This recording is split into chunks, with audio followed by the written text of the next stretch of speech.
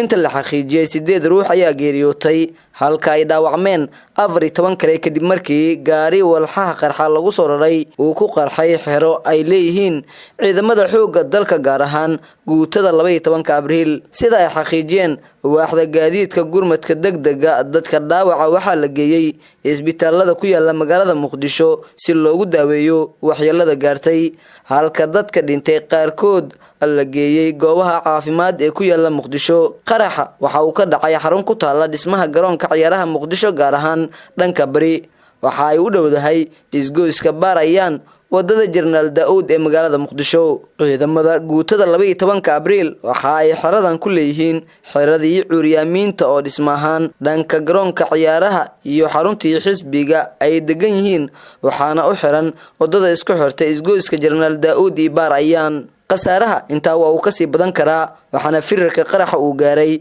xaafadaha u dhow saldhigga ciidamada militariga ee dawladda Soomaaliya waxaana isla waqtigaasi agagaarka goobta marayay gaadiidka dadweynaha